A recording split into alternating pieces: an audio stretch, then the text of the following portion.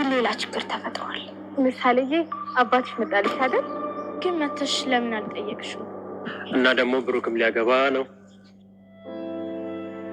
ይታያል ጉድ ብሩክን ያላችሁ እስቲ እንያችሁ፣ ቅድስትን ያላችሁ እስኪ እንያችሁ። አግብተህ ለምሳሌ አንድ ወንድ ማውጣት አለብህ። እኛ ዝግጁ ነን። የሚወሉት ከተዘጋጁ ማለት ነው።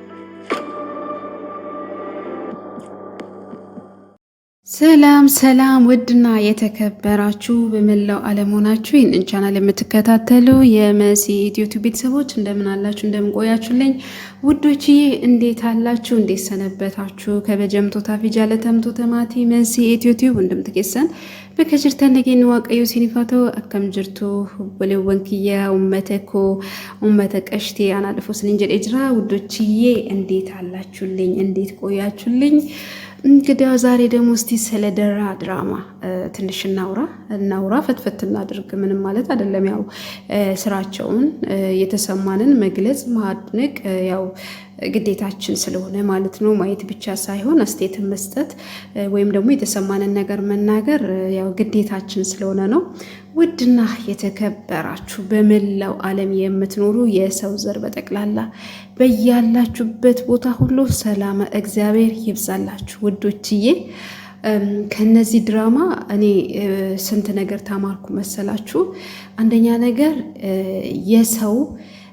የሰው ምክር የሚሰማ ሰው መጨረሻው፣ ሁለተኛ ነገር ደግሞ ጓደኛ ምን እንደሆነ የጓደኛ ጥግ ያየሁበት ነውና ውዶችዬ በእውነት ማህሌት ብዙ ነገር በህይወቷ ሞክራለች። ይሄን ነገር ሁሉ ድፍረት የሆነቻት ብዙ ነገር ተንኮል፣ ሸር ስታስብ፣ ምክንያቱም ክፋት፣ አንዳንዴ ራስ ወዳድነት ብዙ ነገር ውስጥ ይከተናል። በቃ አላደል የሆነ ነገር ስንፈልግ የሆነ ነገር እንደምናጣ አንዳንዴ አናስተውልም። ማህሌት ከኤፍራታ ጋር ሆና በምሳሌ ላይ ስንት በደል በብሩክ ላይ ስንት በደል ነበረ ሲፈጽሙ የነበሩት።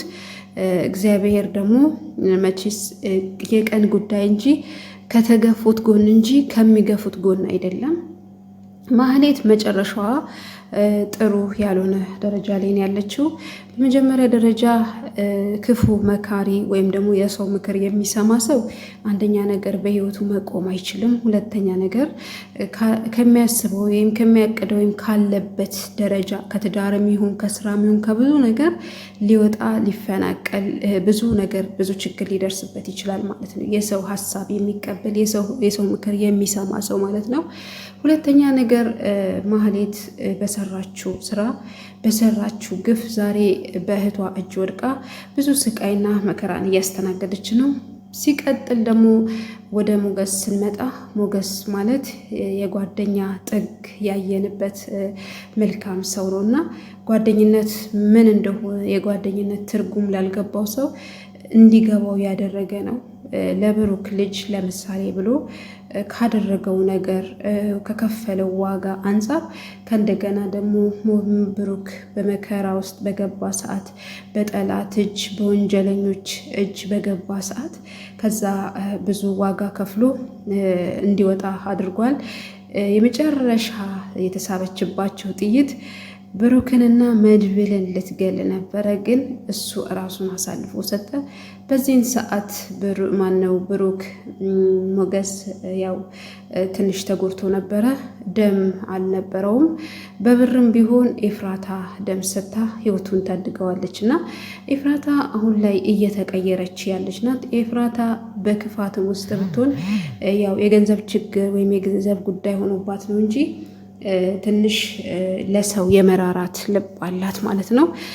ማህሌት የመጨረሻ ስኬቷን ልታሳካ ዝና ባዘዛት መንገድ ሆስፒታል ሄዳ ሞገስን ልትጨርሰው ነበረ። ኤፍራታ ግን ከዛ ሆስፒታል እንዲያስመልጡት ነግራ መድብል አሸሽቶት ዛሬ በህይወት እንዲኖር ለሉላ እንዲኖር አድርጎታል። ሁለተኛ ደግሞ ሉላ ከባድ ችግር ገጥሟታል። አዲስ የመጣ ጠበቃ ነፍሷን አጣብቂኝ ውስጥ ከቷታል ማለት ነው። ውዶችዬ እንደዚህ ያለ ውስብስብ ያለ ነገር በጣም ከባድ ነው እና ወይ ይሄ ሰውዬን ሪከርድ ማድረግ አለባት ካልሆነ ደግሞ አጋልጣ መስጠት አለባት። በጣም እያሰቃያት ነው። የሰው ባል የሰው ሚስት የሚያማግጥ ሰው መጨረሻው ውርደት እንደሆነ ያውቃል። ግን እያወቀም ቢሆን ያው እሷን እያስፈራራት ነው። በመቀጠል ደግሞ ዝና ኤፍራታን አግኝቷታል። ኤፍራታ እየሸሸች ነው፣ እያሯሯጣት ነው። እስከ መቼ ድረስ በዚህ ይቀጥላሉ? ኤፍራታ ዝና እጅ ትገባለች ወይስ ደግሞ መድብል ያድናታል? መድብል የሚያድናት ከሆነ በጣም ደስ የሚል ነው። ሞገስና ቅድስት ደግሞ ሊጋቡ ነው። ይሄን በሰማይ ሰዓት ማህሌት በጣም ደንግጣለች። ጥሩ ያልሆነ ስሜት ነው እየተሰማት ያለውና ማህሌት እግዜር ጽናቱን ይስጥሽ ነው የምንላት። ምንም ማድረግ አይቻልም። ማናት ማህሌት ማናት ኤፍራታ ያው ከዝና ጋር አራርጦሽ ተጀምሯል። ዝና ይዟት ወይም ደግሞ መድብል ያድናት ይሁን እኔ እሱን መጨረሻ ለማየት በጣም ጓጉቻለሁና እንግዲያው የኤፍራታ መጨረሻ ደግሞ ምን እንደሆነ እንጠብቃለን ማለት ነው።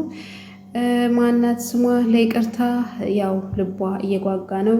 ውዶችዬ ሀሳብ አስተያየት ካለ ላይክ ሀሳብ አስተያየት ካለ በኮመንት አስቀምጡልኝ። ላይክ ሰብስክራይብ እያደረጋችሁ እንድታበረታቱኝ በትህትና እጠይቃችኋለሁ ውዶችዬ። እንግዲያው መልካምን ሁሉ ለሰው ዘር ለሰው ልጅ ተመኘው።